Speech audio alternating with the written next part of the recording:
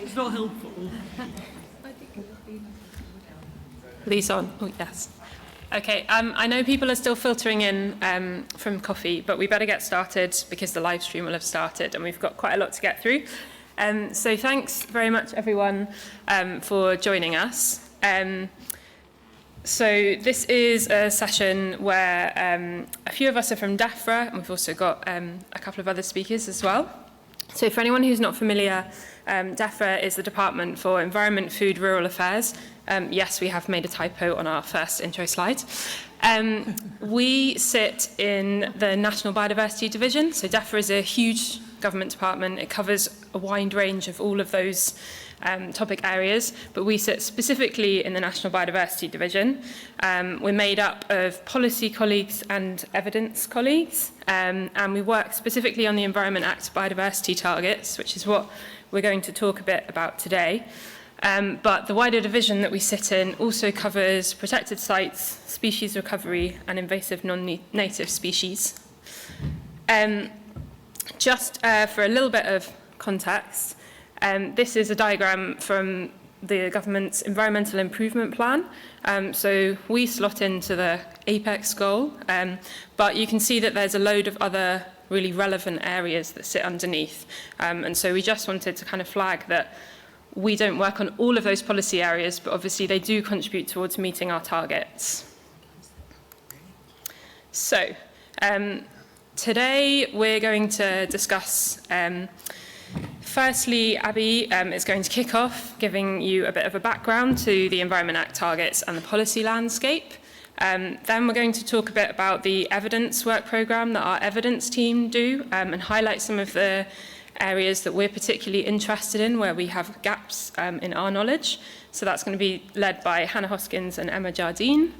Then I'm going to come back and talk to you a bit about how we plan to monitor and evaluate our progress towards meeting those targets. And I'm also going to give a few tips on the best ways to engage with policy, and us in particular. And then Rosie Hales from National Trust and Nick Isaac from UKCH are going to talk a bit about their experiences working with Defra, and we're going to finish with a panel Q&A. So there will be opportunity for short questions or points of clarifications between talks, but I would suggest saving any of your longer questions for the panel Q&A at the end. And just to avoid any confusion, on the app, there are sections for questions for each of the talks, but if you try and put your questions in the overall session Q&A, that'll make it a bit easier for us. So without any further ado, I'm going to hand over to our first speaker, who's oh, no, I'm not. I'm going to do this slide first. Sorry, Abby. Why are we here? It's a great question. So we have come to BES as a kind of first step in wanting to improve our engagement with research and academia. We have got these ambitious long-term targets, which we're going to hear a bit more about very shortly. We're a relatively small evidence team. We have limited resources, and we definitely don't have capacity to fill all of the evidence gaps that we need to make sure that we can meet these targets. So this is kind of our first step in engaging more, a bit of a plea for help in some cases, to hope that we can build on that and work with people a bit more. And now I'm going to hand over to Abby.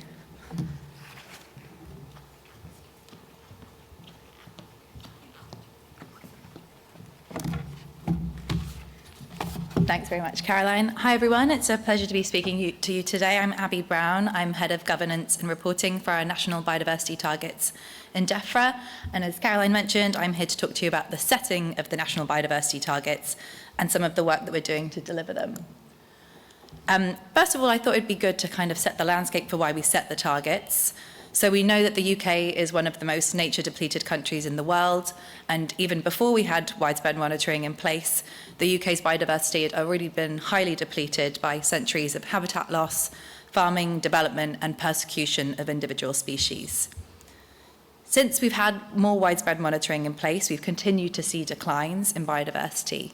So, for example, since 1970, the Species Abundance Indicator, which we published as an official statistic in development in May, has shown an overall decline to around 69% of its starting value.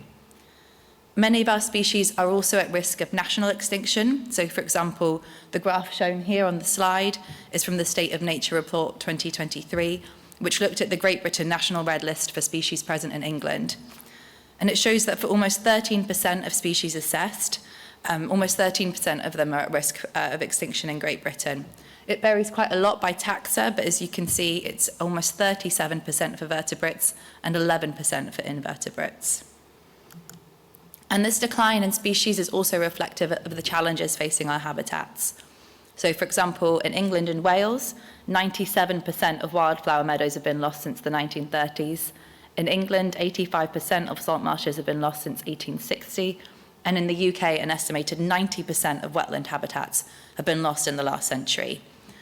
And these maps here are from the 50-year Vision for Wetland report. It was produced by English Heritage, the Environment Agency, Natural England, RSPB, and the Wildlife Trusts. And the first map on the right-hand side shows the maximum former extent of wetlands. It's not a definitive record, as the previous extent is just based on underlying soil characteristics, but it's our best guess at what the maximum extent of wetlands would have been. And the second map then shows the estimated current extent of wetlands. As you can see, it's significantly smaller, more fragmented and isolated. So acknowledging these challenges, in 2021, the Environment Act was passed, and it required that by 2023, we set at least one long-term target on biodiversity outcomes to be achieved by 2042, and another on species abundance to be achieved by 2030. These targets also have to be measurable and objective and collectively deliver significant environmental improvement. So in order to establish what targets at what level would be ambitious and achievable, a large body of evidence was then developed. And this included evidence reviews and research, modelling to assess trajectories, expert views on the most important actions for the proposed targets, and an impact assessment exploring the costs and benefits of setting the targets. And this process was overseen by the Biodiversity Target Advisory Group, which was an expert group established to provide bespoke guidance on evidence processes and the best available evidence. A summary of this evidence was published alongside a public consultation, and we had over 180,000 responses from a range of individuals, businesses, and other organisations.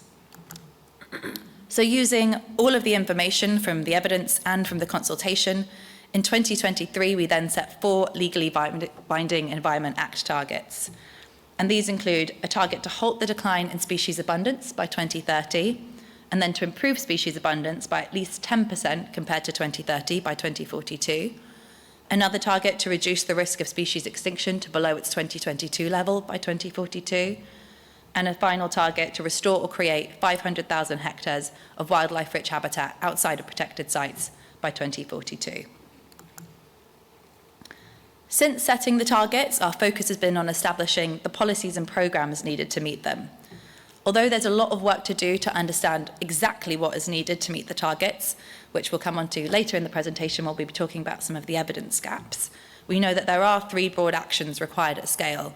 And these include restoration and creation of wildlife-rich habitat, tackling pressures, so things like air quality, water quality, pesticides, and invasive non-native species, and also taking targeted action for species.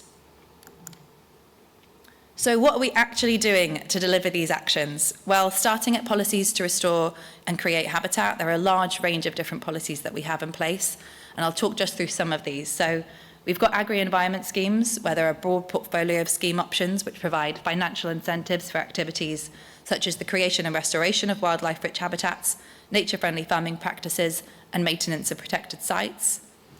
We're also working to improve woodland and tree canopy cover. So we have a separate target, which was published in another statutory instrument, which outlines that we're aiming to have 16.5% of land covered by woodland and tree canopy by 2050 in England. And 2023-24 marked the highest rate of tree planting since 2002. So we're doing well against that trajectory. We're also committed to meeting our 30 by 30 on land target, and at the recent COP, the Biodiversity COP in October, we published our vision for 30 by 30 on land in England. We also confirmed the criteria for land and inland water areas, which will count towards the target, and we're developing a strategy for 30 by 30, which we hope to publish and finalise in the new year. We're also doing lots of work on peatland restoration through things like our Nature for Climate Fund, and so far we've already committed to restoring hundreds of thousands of hectares. One project I particularly wanted to highlight, though, on restoring and creating habitat is the Species Survival Fund. So this was launched in February, and it's a £25 million fund. It's in partnership between Defra and the National Lottery Heritage Fund. The project was awarded to the fund was awarded to 20 different projects that cover over 7,000 hectares. I think what's really nice about this example, though, is that almost every single one of those projects, as you can see from this table, cover multiple different habitat types, and they also all work in partnership with a range of different partners. This map is quite small, but you can see the areas it covers and also some of the range of partners that we work with, a range of wildlife trusts, local government organisations and NGOs. And although it's only been going since February, we're already seeing some really great results. So, for example, the Wildfowl and Wetlands Trust Wetter for Waders scheme is looking to enhance Somerset's coastal wetlands. And the first picture shows new scrapes and gripes, which were created in September 2024. And the second picture is taken following heavy rain just a month later in October, where you can already see those wetlands starting to be created. We're also doing lots of work on tackling pressures. So, for example, on water, we recently announced an independent commission into the water sector regulatory scheme. And the government also introduced the Water Special Measures Bill, which sets out measures to crack down on water companies. We're also doing lots of work on woodland management. So this is supported by things like the countryside stewardship and the new environmental land management schemes, which are trying to drive healthy and functioning woodlands, which can lead to an increase in multiple ecosystem services. Agri-environment schemes are also helping to promote actions to reduce environmental pressures on biodiversity, so by reducing things like water and air pollution and also pesticide exposure. And on planning, we've introduced biodiversity net gain to ensure that, with a few exceptions, all planning permissions granted in England will have to deliver at least 10% biodiversity net gain. And one specific area that we're doing quite a lot of work on is pesticides. So we launched, integrated pest management aims to diversify crop protection and reduce reliance on the use of chemical pesticides by making use of lower risk alternatives and also promoting natural processes. And we recently launched new integrated pest management guidance, which provides practical information to help increase knowledge and use of these approaches. And also through things like the Sustainable Farming Incentive, farmers can sign up for 4 paid integrated pest management actions and 3 precision farming actions. And we've seen amazing uptake of these. So far, our uptake data has shown that, excluding planning actions, the action which is most frequently taken up through sustainable farming incentives is no use of insecticide, nematicides or acaricides on arable crops and permanent crops. And this is now covering 727,000 hectares of land. We also intend to publish the new UK National Action Plan for Pesticides next year, and this will set out the government's priorities for the sustainable use of pesticides.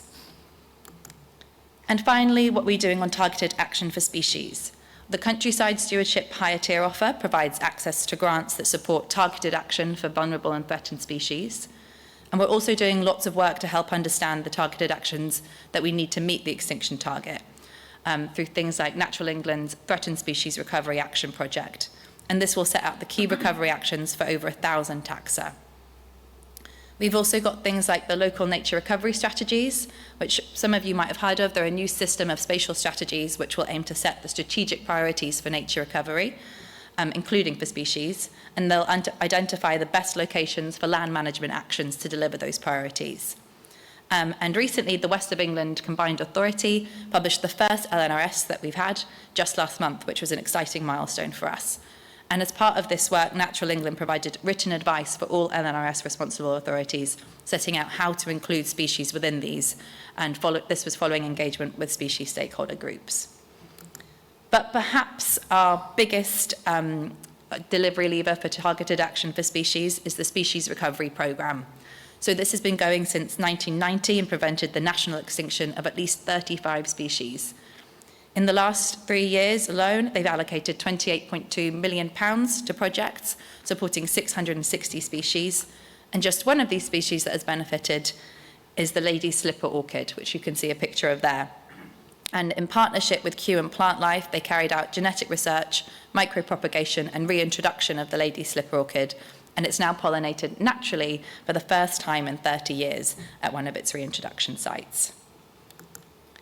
So, as you can see, there's a huge amount of work going on to deliver the national biodiversity targets, and it's continuing to evolve as we understand more about what exactly is needed to meet the targets. I'll open the floor for any immediate questions, but I'll also be on the panel at the end for any more general questions. Thanks.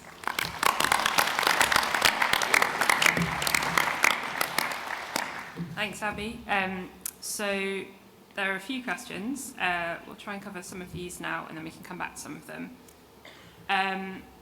First of all, when you say legally binding targets, what are the consequences of not meeting them, and who will be held accountable?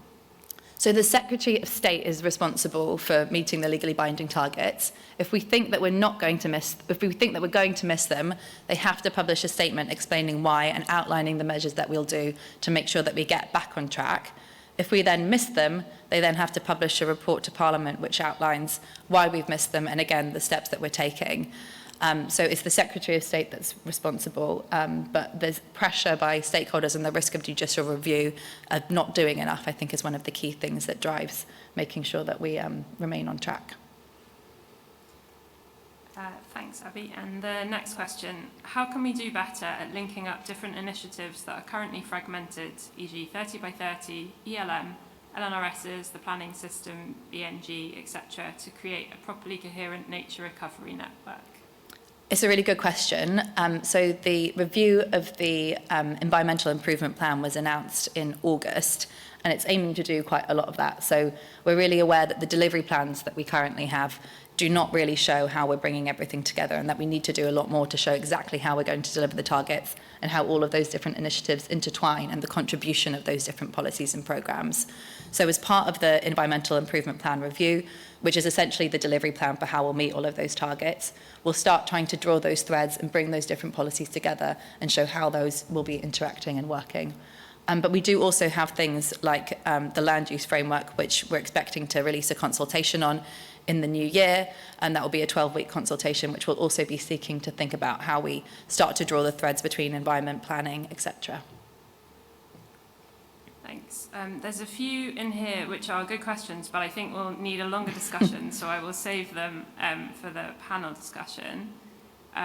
So one more, I don't know if you'll know the answer to this one, Abby, but do woodland planting targets include natural regeneration? If so, can the emphasis be shifted, suggesting this lower cost option has lower resource use, greater biodiversity benefits, and respects natural processes and genetic resource? That is a tricky one, Caroline. I'm afraid I don't know that one specifically. I think it would have to go to the trees team, who I'm sure would be able to answer it. Although Nick looks like he might. No? Oh, okay. Okay. Do you know? No, I don't know the answer, but I was going to say we will be able to. I think we have our email addresses at the very end, so we can, we've got our names at the end, but we're also on the Wover app, and so you can send us your details, and we can pass it on to the trees team. Yeah. Okay, I think we'll stop there. Thanks very much, Abby. Thanks.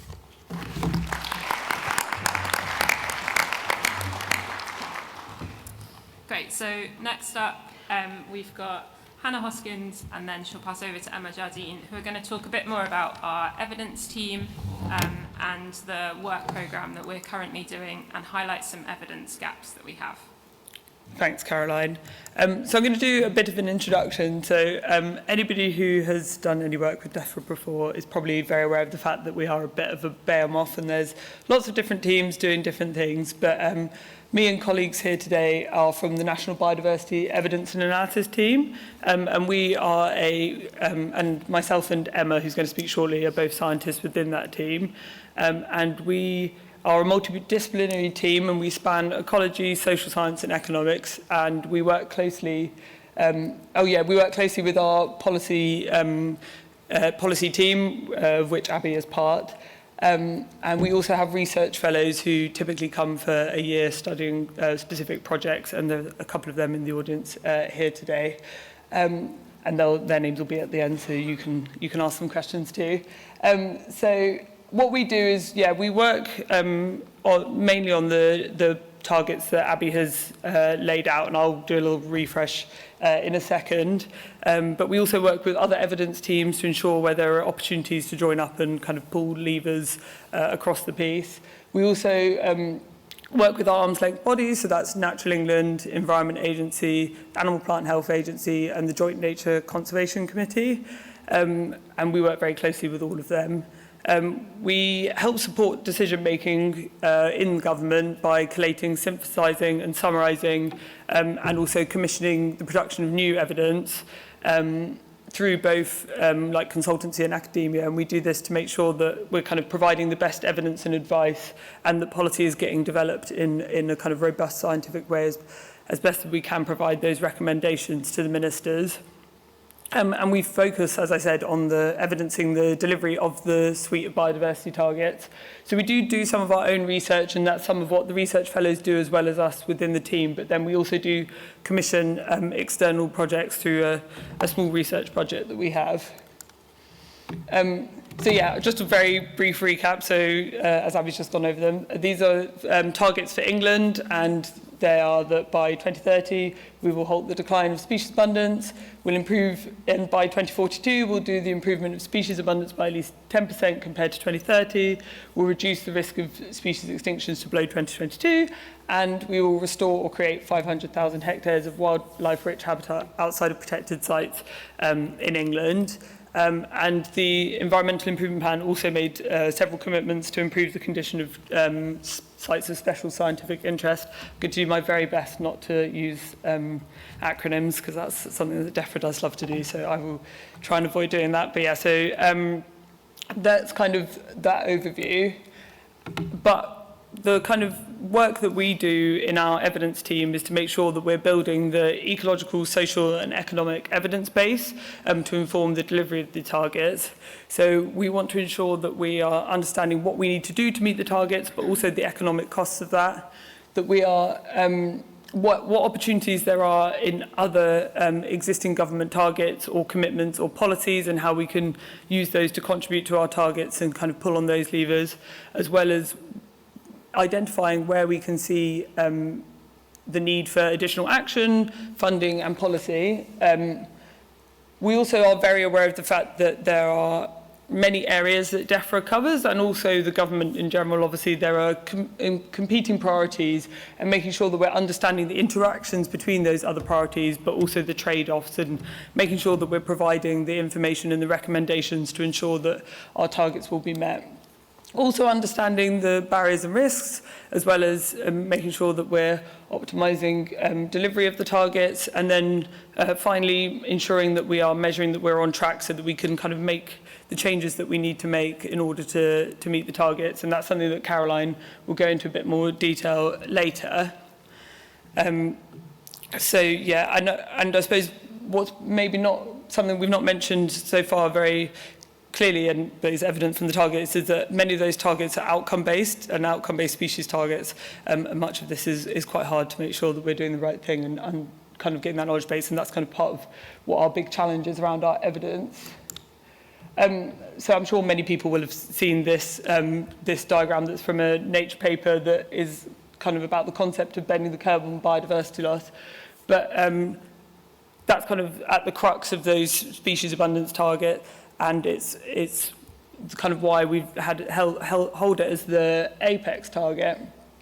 But in order to deliver, like the crux of what we do as a team, as I said, is linking the key actions to species abundance and making sure that we're doing the right things to deliver. And so, and it's also about ensuring that that curve is bent not just for those species on the abundance index, but for nature more widely in England and further afield. So the things that we're doing is making sure that the actions are important. We understand which actions are important for delivering our targets, and we understand that fairly well. However, quantifying to estimate target delivery and how much that costs and the sufficiency of plans is something that we still need to do more of. We also We also need to be able to project the future species indicators, so the effect of policy. And this is something that's quite challenging, but we are doing work on this to try and understand that. However, we do have work, as I said, we do have work in train to try and create a simplified trajectory that does link those key actions to the evidence of those key actions to the species abundance.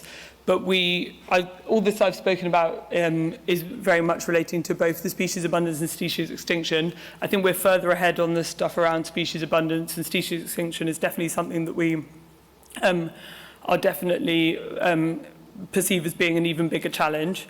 And it's kind of, we need to make sure that we're doing enough and that we're doing it well. So the key challenges, I mean, this has been already spoken to this morning, is the fact that we all know that species and ecosystems and their interactions are very complex. But the policy landscape itself is also complex. We have our targets, we also have targets in other teams, and that kind of competing priorities is something that we need to make sure that we're having those conversations.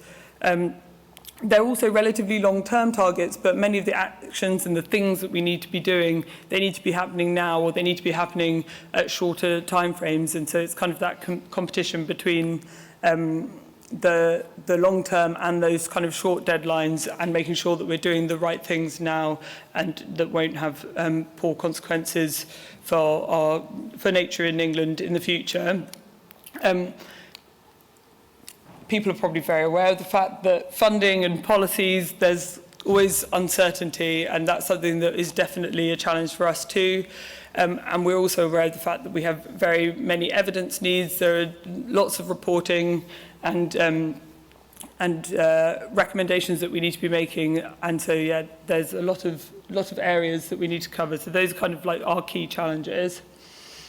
Also, there was something that Ben Ditchburn mentioned yesterday about that long-term things that I just wanted to mention, which is the fact that we have long-term monitoring, but it's making sure that that long-term monitoring is taking into account future policies that we don't even know yet. So it's trying to make sure that we're kind of building that evidence base for our understanding in the future.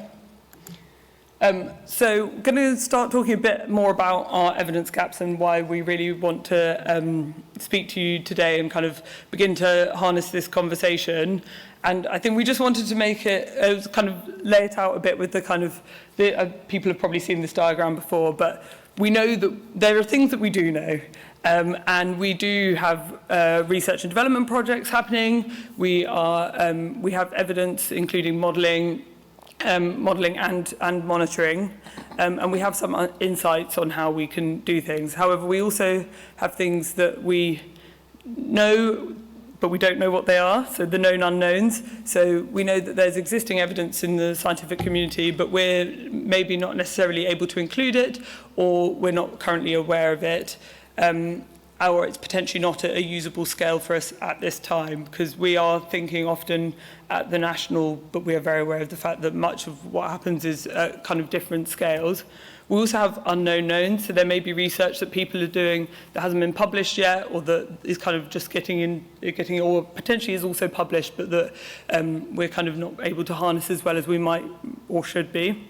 And we also have unknown knowns, so there is still work that needs to be done around the interactions and the linkages to our impacts. And each of these is going to have a varying degree of importance, and we're continually working on reassessing the evidence. So we have kind of overarching key areas of interest, which I'm going to go over now, and then Emma's going to come and talk a bit about some of the kind of more deep dives, going back to those three key areas that Abby mentioned earlier. So we know that climate change is happening. We know that in order to deliver our targets, there are going to be things that will need to change, and how we think about things is going to need to shift. So we're very keen in making sure that we're building in climate resilience into our delivery of the targets. We also need to make sure that we've got a decent and robust economic and social valuation of the benefits that our target delivery will bring, and that's something that will really help us in many ways, including ensuring that we're kind of providing the right communication and also demonstrating value for money. We also want to be able to be better at quantifying how other policies and other drivers are going to impact on our delivery of the targets and achieving them. We also know that something that is quite a big area for us that we kind of tend to not focus on so much. I suppose the rural affairs part of our title potentially drives this somewhat, is the role of urban areas in nature recovery and how that will help us meet the targets. We also know that we are, as we mentioned, a small team. We may be part of a big government department, but there's a wide range of people and organisations that we know are going to need to be on board with us to be able to deliver for actions for habitats and species, and we need to get a better understanding of the barriers and motivations to participation in a way that in order to ensure that this happens. We also are keen to better understand how to engage with the public, with academics, and that perception change towards pro-diversity actions, and then also making sure that we have and that there is monitoring projects that are going to enable understanding not only that long term but also the step change to recovery.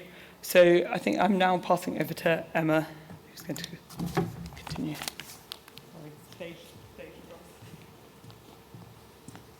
Thanks, Hannah. We're a bit of a tag team today, but I'm going to be going through in more detail some of our existing evidence programme, covering these 3 areas that we know we need to take action on to deliver the targets, and also highlighting in more detail some of the evidence gaps that we're hoping to engage with the wider research community on. I'm going to start off with restoration and creation of habitats. So we have a legally binding target, which is to create 500,000 hectares of wildlife-rich habitat. This includes creation and restoration. But policy really need to know how we can best deliver this to support our species-based targets.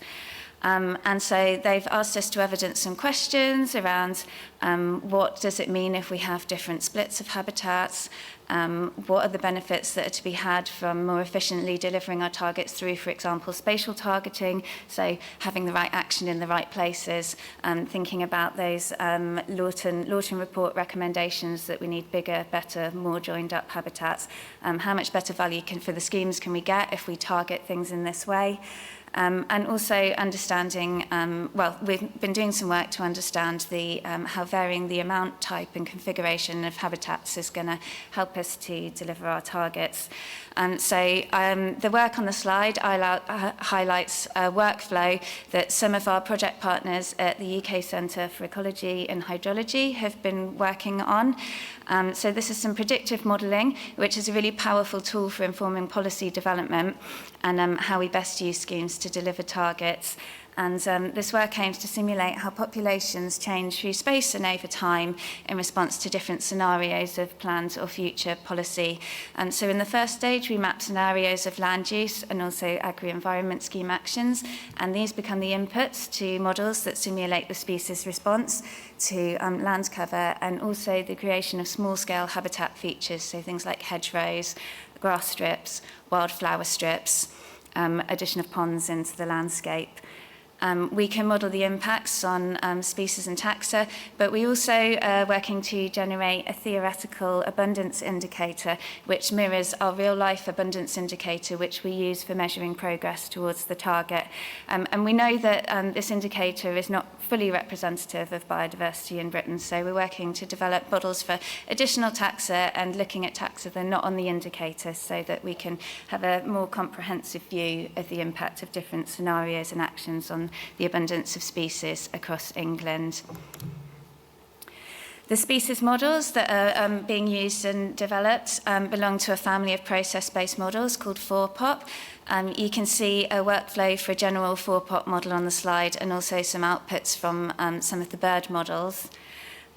Given data on the distribution of habitats and small-scale landscape features, the models simulate the range within which a species or taxa can forage, reproduction, how far offspring can disperse, and mortality. The models are parameterized using data from the literature, but also expert opinion, and the models are then validated against real-world data gathered across Great Britain to check the accuracy of their predictions. So we currently have models that are available to use for amphibians and reptiles, birds, bees, and we're developing some new models for aquatic invertebrates, plants, and also for moths. I'd like to signpost you to Claudia's work on this project. She'll be presenting a poster that you can view later on in the conference. And we're really hoping for any moth experts in the audience to go and visit Claudia. She's got some expert opinion questionnaires that are going to be used to help develop the models and help identify habitat preferences for the moths. So please do go and speak to Claudia. There's also a wide range of social science that we're undertaking within Defra that we need to use to answer our questions around how we meet the targets.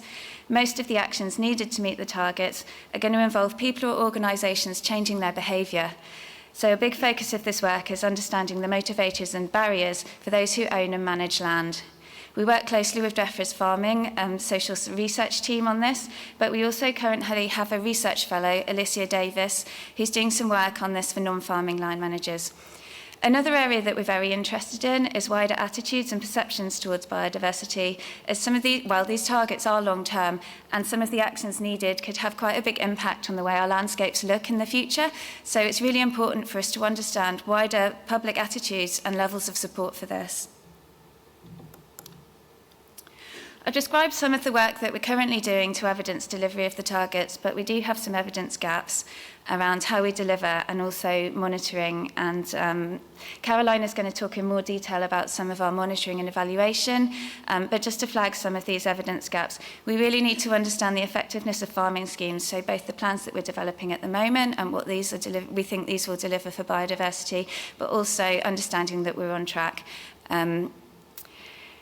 We need to encourage uptake of a wide range of habitats for people to create and restore. We know from past farming schemes that some actions have been a lot more popular than others. So delivery of, for example, grassland or arable field margins has generally tend to have been more popular. So we really need to understand how we can encourage uptake of a wide range of creation and restoration of habitats. Another important question from an economics perspective, understanding what are the opportunities and also risks for green finance to deliver creation and restoration of habitats. And on the modelling and monitoring side, as well as creating new habitats, we need to understand if habitats are being lost, where this is happening, and any emerging drivers of this change. And as I said, Caroline's going to talk more about our monitoring and evaluation, but we have some questions that were raised actually in yesterday's monitoring talks around how we can integrate the wide range of different monitoring data that we have and how we can really best use these data to help us develop models for how we deliver the targets, but also and understand trends and if things are on track. Next, I'm going to talk about tackling pressures. So there are lots of pressures that species are subjected to. The ones that our evidence programme currently focuses on are listed on the slide. And we work on these because these are the areas that we feel that we can have the most impact and that will provide the most benefit for helping nature recovery. We know that pesticides are a major pressure on terrestrial species, but the impacts on freshwater invertebrates are a little less well known. So Charles Cunningham has joined our team through the Defra Fellowship Scheme, and he's doing some work to look into the impacts of pesticides on freshwater invertebrates. So during his fellowship, he's mapped estimated upstream application of pesticides for England's river network, and next is moving on to modelling this pressure on aquatic invertebrates and understanding its effects as well as other pressures like nitrogen pollution and wastewater exposure. Just to highlight our Defra Fellowship Scheme, actually, it's where research fellows can come and join Defra for a year to work on research projects specific to tackling some of our policy problems and policy questions. And the applications are closed for this year, but do look out next year. We're hoping to run a scheme again next year. So for early career researchers, people coming to the end of their PhDs or on postdocs who want to gain policy experience, then do look out for that in autumn next year. So sticking with the theme of freshwater, set under the Environment Act, it wasn't just targets for species that were set. The water team have also set some legally binding targets around reducing pollution from agriculture, reducing phosphorus loadings from treated wastewater, and we've also got some other targets around moving more of our rivers into achieving good ecological status. And we know that one of the biggest reasons for rivers failing to achieve good ecological status is for physical modifications, so things like weirs and dams and straightening of rivers. rivers. And we need to understand how much these other targets are going to contribute to the biodiversity targets and where there are any gaps, what else is needed to achieve the freshwater component. So on the slide, you'll see some work that's also being done by our colleagues at UKCEH. They're developing some novel methods for scaling up catchment scale models to national scale and linking scenarios around reduction of pressures and also land use to in-stream conditions and then to the effects that we would expect to see on freshwater invertebrates. Freshwater habitats are unfortunately subject to a myriad of other pressures, and we did some work with the British Ecological Society last year where they organised a workshop which brought together 40 experts on freshwater, and we asked them some questions around the priority actions for delivering the freshwater component of our targets. And as well as highlighting areas on physical modifications and agricultural pollution from wastewater, they also highlighted that other priority actions should be tackling emerging contaminants, urban areas and pressures from urban areas and also transport. And then metal pollution is an emerging, it's something that's emerging as being a real threat to biodiversity in rivers. These are areas that we don't necessarily have monitoring on, but we're really interested to hear from anyone who's working on these areas or doing work that they think might be able to be used in our evidence programme, so please do get in contact with us. Next, I'm going to move on to invasive non-native species. So we're signed up to global targets under the CBD to reduce pressure from invasive non-native species. We also have targets in our environmental improvement plan for reducing establishment of INS, which will support our biodiversity targets. For anyone interested in tailoring their research towards invasive non-native species for policy development, there is an evidence strategic plan which you can find online if you Google the GB Non-Native Species Secretariat and Strategic Evidence Plan. But I've drawn out some of the key areas from this that we really think would be helpful for academics to contribute to. So we'd really like to hear from you. If you're working on, for example, any new technologies for monitoring and detection, for example, eDNA detection or camera trapping, also development and refinement of specific methods for eradication and control of specific species, or data on impacts that might help us with risk analysis. And another area that some of our economics colleagues are working on as well is understanding the impacts of invasive non-native species on ecosystem services. Moving on very quickly to looking at air pollution. Nitrogen is another pressure that we're focused on for target delivery. A lot of our work is focused on human health impacts, but we also know that air pollution is a problem for species and ecosystems. We've got a fairly good understanding of the critical loads for habitats and plant species and where in England, well, it's actually most of England, but where sensitive habitats are exceeding their critical loads. And we're also doing some work to try and link accumulation of nitrogen and soil biogeochemistry to recovery. Also a project that we're working with project partners at UKCEH on.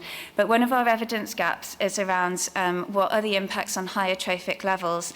So there's emerging evidence recently of of habitat-mediated impacts on animal species, but we really are unable to articulate to decision makers the scale of this threat. So we're really interested in any research which highlights for which species in England nitrogen deposition is a threat and actions for recovery. And thirdly, I'll just briefly cover evidence gaps around the targeted actions for species that are needed. We know that many threatened species will need additional targeted actions as well as the creation and restoration of habitats and reduction of pollutants. And we need to build our understanding of how we deliver the extinction risk target, so the right actions in the right places and at sufficient scale. Natural England colleagues have been helping us with this, and they're working on a threatened species recovery actions project, which is qualitatively assessing the recovery actions that are needed for our threatened species. However, this work has highlighted that for around a quarter of threatened species, we do not have an understanding of the threats and therefore the recovery actions that are needed, and much more research is needed in this area. So in summary, we've highlighted some of our work in our evidence programme that we're doing to inform policy on how we deliver our biodiversity targets, understanding the actions that are needed, and where we need to do these. The work spans social science, ecology, and also economics, but we really would like to hear from the research community and engage with people who are also working on and interested in these topics. And just finally, I'd like to acknowledge all of the people in the organisations who we're already working with, who've been contributing to the development of our targets and the evidence for how we deliver these. And I'll invite Hannah back over to take any questions.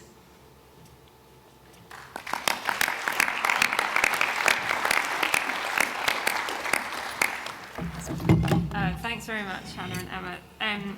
So there are lots of questions coming in. A few of these, as I said previously, are bigger questions, so I'd like to save some of them for the panel discussion later. This one is probably also quite a big question, but maybe you can start to think about it. Natural ecosystems, especially landscape scale, can take decades or centuries to regenerate and find balance. Can you comment on how challenging it is to work within a political system that works on 5-year timescales instead of ecological timescales? Are there any solutions that we can use to overcome this?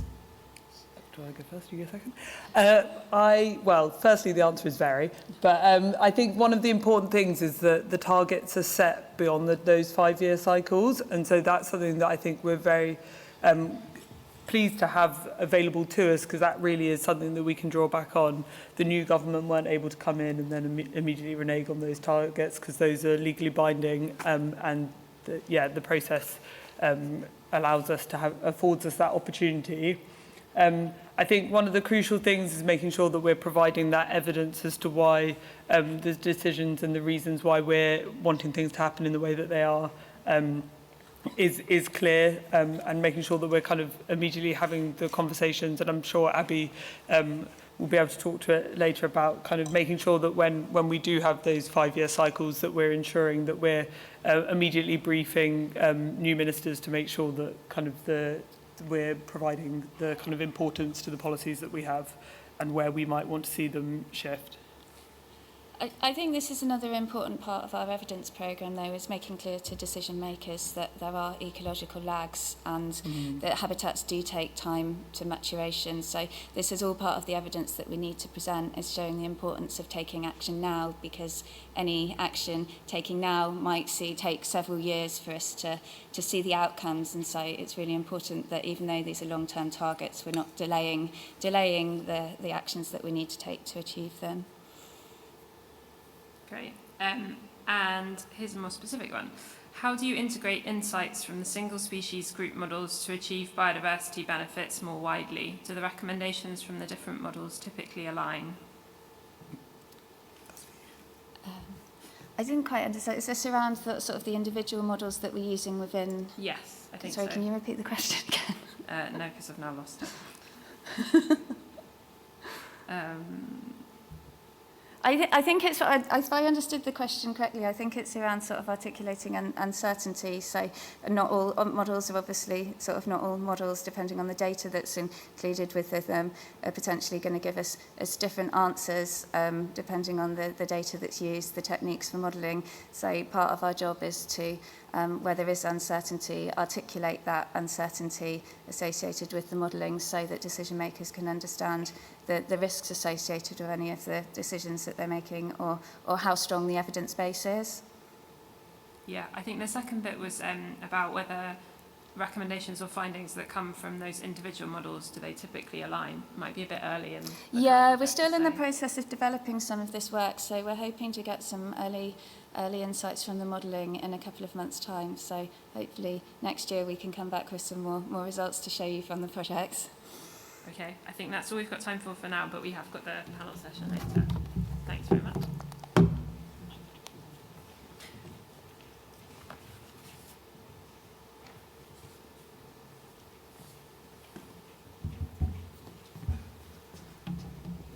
Right, so back to me. So I'm a social scientist and I sit in the same team as Hannah and Emma. And as they've already alluded to, I'm going to talk a bit more about how we're going to know if we're on track to meet the Environment Act biodiversity targets, which is a big question, and some of the challenges we face in doing this. Obviously, this is a huge area, and I'm going to run through some of the things we're doing and some of the questions that we're considering very rapidly. But I am more than happy to chat to anyone who has any thoughts on this throughout the conference, so please do come and find me if you'd like to chat more. So first of all, always helpful to start with a few definitions to make sure we're all on the same page, particularly as the government has particular kind of framing that they give to monitoring and evaluation. So when I talk about monitoring, I'm very much talking about looking at the data to see what is happening and what trends that shows. On evaluation is then taking that data and understanding the reasons behind why we see those trends. So it focuses more on the why questions. And monitoring and evaluation are a really crucial part of the policy cycle. So you can see in the diagram, this just illustrates how we develop, implement, and then reflect on policies. And monitoring and evaluation play a really strong role in that. And there's a few key reasons why it's really important that we monitor and evaluate.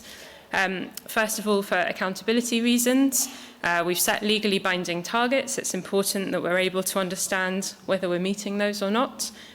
Also, whenever we spend public funds, it's really important that we are able to see and show exactly what we're achieving through that.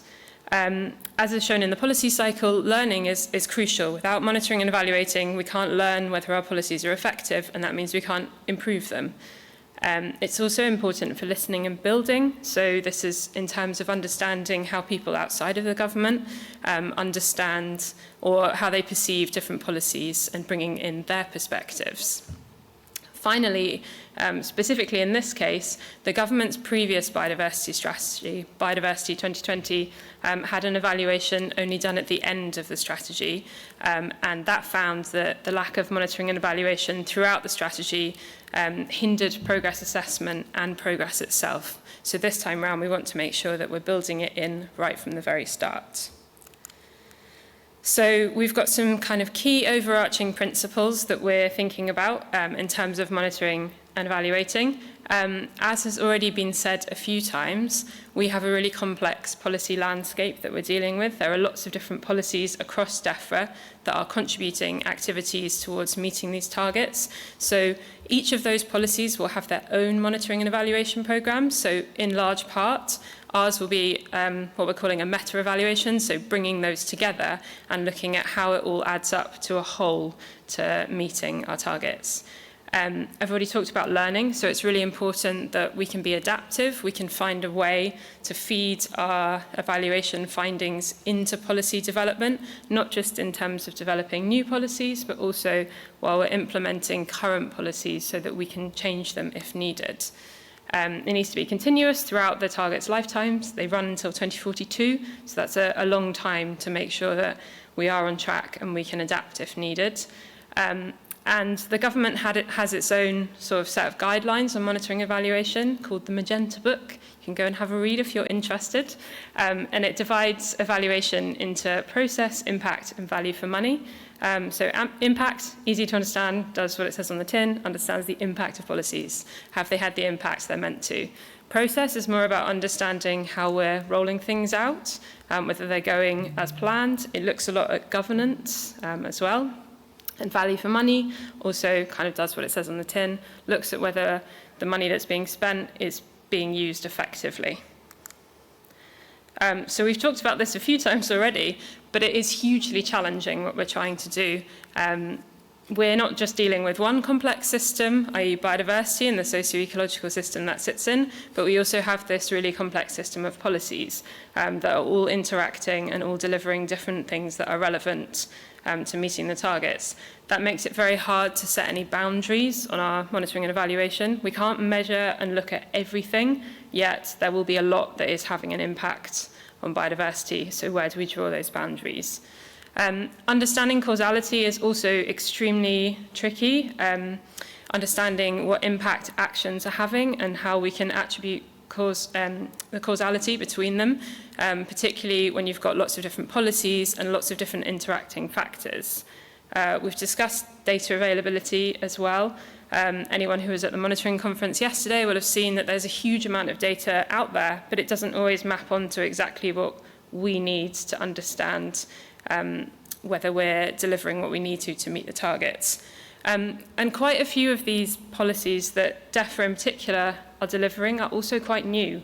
Although agri-environment schemes have been going on for a long time, the way that they're being rolled out at the moment is quite novel. So there's limited evidence from previous evaluations that we can use. So a very quick overview of the work we're doing at the moment. We started a project back in 2022 that runs through to the end of March next year, where we have asked some people to develop a evaluation framework for us. So this consists of a theory of change. For anyone who's not familiar with that, it basically sets out the kind of causal steps that we expect to go through in order to meet our targets. It also includes these relatively high-level evaluation questions. So what do we need to ask in order to understand whether we're on track to meet the targets? And some suggested methods and approaches for answering those. We're thinking about how frequently we need to do monitoring and evaluation. There's also this question of data. So at the moment, we're very focused on kind of action data, so what is being delivered on the ground, as we're very early on in the target's lifetime. That will help us track the progress of what we're doing as things are being rolled out. But we've also got this question about what we can use as sort of interim recovery indicators. So what will show changes in the short to medium term that we can use to understand whether we are on track to reach the outcomes that we want for the targets or not. And it also included a rapid evidence review on adaptive management and how we can incorporate that more into delivering the targets. The second part of the project is also looking at process evaluation. This at the moment is very focused on the governance within Defra to deliver the targets, looking at whether we really are well set up to facilitate that join up that we need across Defra to deliver what's needed for the targets. So in terms of thinking more about that monitoring data side, we are developing indicators that we'll be able to use to understand whether we've met the targets. So we've already heard a bit about the species abundance indicator, which was published as an official statistic in development in May this year. And that will be used to measure our progress towards the species abundance target. In terms of the species extinction target, we've got the red list index, which was last published in October 2021. And then in terms of the habitats target, we've got an indicator that we're developing, which will, that one's a lot easier to measure as is action-based. So it will be able to tell us how many hectares we've delivered habitat restoration and creation. So this is not a very pretty slide, but this is a very high-level version of our theory of change. So you can see the different steps that we have in terms of delivering the targets. But the reason that I've flashed this up is not to overwhelm everyone, but just in terms of thinking about what data we're interested in, you can see that we've got different levels, and that's the kind of different levels of data that we'll need to understand whether we're making progress and on track at each of these levels. So we've got kind of the inputs where we might be able to look at amount of funding. We've got the actions where we can look at what's being delivered on the ground, or also some wider, what we're calling enabling actions. But then the problem that we're trying to tackle at the moment is thinking about, we've got our long-term indicators. We know they won't show change for a very long time, but what outcomes can we start to look at that will show change in a shorter period, in sort of maybe 5 to 10 years? That if we see changes in those, we're pretty confident that that should translate to the longer-term changes in extinction risk and species abundance. So putting that into practice, here's a kind of relatively simple example of where we could put that in. So for example, where we're looking at habitats, creation and restoration. For the kind of inputs or enabling actions, we can look at the amount of funding. For what's happening on the ground, we can have a look at how many trees have been planted. We also consider whether they're in the right place. So there's other questions around that. Then in terms of thinking about really short-term outcomes, we can look at how many of those trees survive. Then when we think about looking for the more intermediate, slightly longer-term outcomes, we can look at what condition the habitat is that they create, and then looking at longer-term outcomes, but still before we'd see changes in species abundance, maybe we can think about the habitat connectivity and also other changes in species richness or species distribution. So what are we going to do next? So the project that I've mentioned, we're expecting outputs from that at the end of March or early April next year. We're continuing to think about this monitoring strategy and those really key metrics, particularly as I've said a few times now, thinking about those changes that we can use in the short to intermediate term to help us understand whether we are on track to meet the longer term outcomes or not. And we'll be thinking about the future projects that we're going to do, things around impact evaluation, maybe case studies and value for money. So in terms of the key evidence gaps we have specifically for the monitoring and evaluation, we're continuing to test and revise our theory of change. We'll need to do that throughout the target's lifetime, but at the start, where we are now, that's particularly key. We're trying to work out how we can think more about those causal relationships that I've already mentioned between actions and outcomes.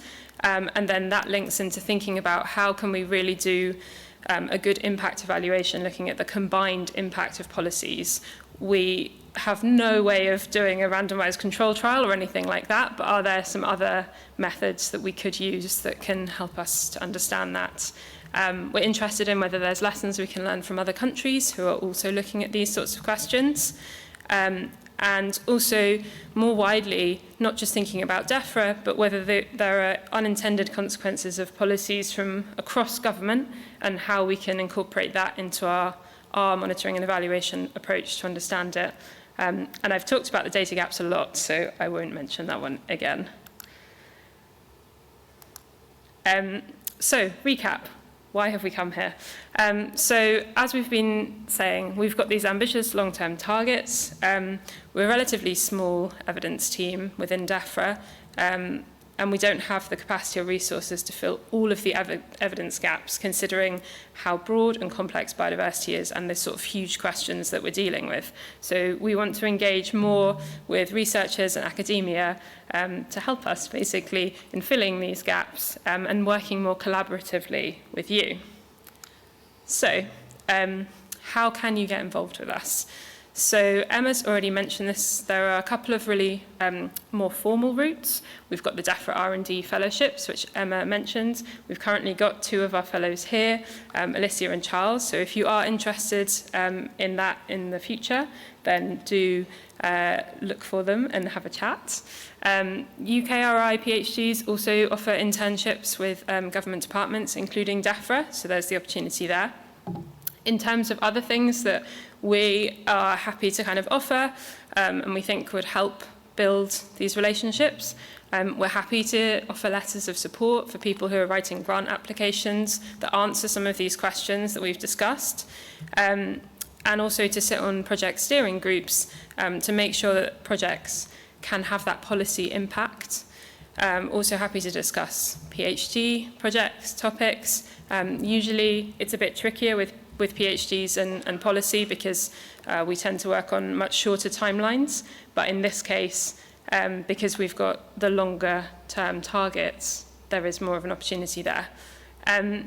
So come and talk to us at the conference. We'll put a slide up later that shows all of our faces, so hopefully we're easy to find. We're also all on the app, so please send us messages if you'd like to chat to us. And you can send us summaries of your relevant papers. And this is just a very quick overview. I won't claim credit for any of these tips because I've taken them from this really good report that I recommend having a look at if you're interested in how to send good summaries to policymakers.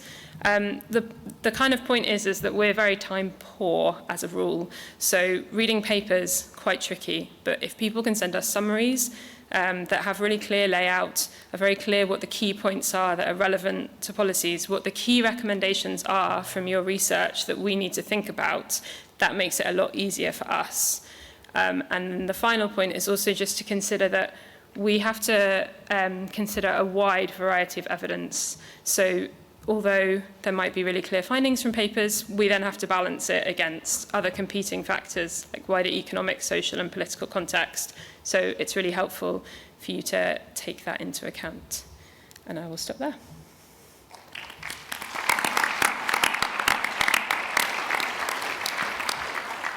Thank you, Caroline. So there's been a few more questions come through, and again, I'll repeat the point that Caroline made, that hopefully we'll be able to get a bit more into some of these, some of the bigger questions later. But one question here is, how has Defra's environmental policy monitoring and evaluation approach changed as a result of Brexit? I didn't work in Defra before Brexit, so I'm not sure I can really answer that question. I don't know, to be honest. There's a few other questions. So there's a question here that's monitoring habitat creation should be straightforward, but what actions are being taken to harmonise disparate approaches collecting and collating mapped habitats? Excellent question. So I think this relates to the indicator that I've talked about we're trying to develop for the habitats target. So a lot of work is going on at the moment. Natural England are leading a lot of that in terms of looking at how we can create an indicator that can take all of that together and a way that we can harmonise that data. And hopefully that then means also in the future we'll be able to set clearer kind of guidelines on what and how data on habitat creation and restoration should be collected. Great, and then probably time for one final one, which is how much of the planning stage do you work directly with farmers to ensure your targets and implementations are realistic and across a wide enough landscape to make them impact? Yeah, that's a great question, and it's really tricky. And so, as we mentioned, we don't directly work on the farming schemes. They're sort of run by the specific team in Defra who work on farming, but we do work really closely, or I do particularly, with their social science team.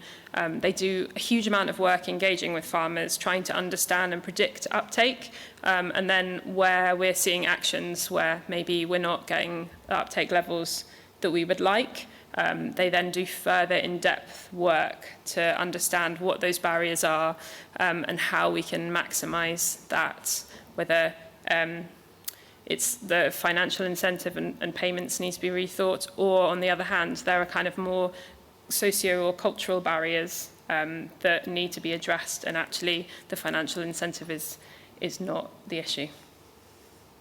Thank you. Great, thanks very much. So I'm going to pass over to Rosie Hales and Nick Isaac next.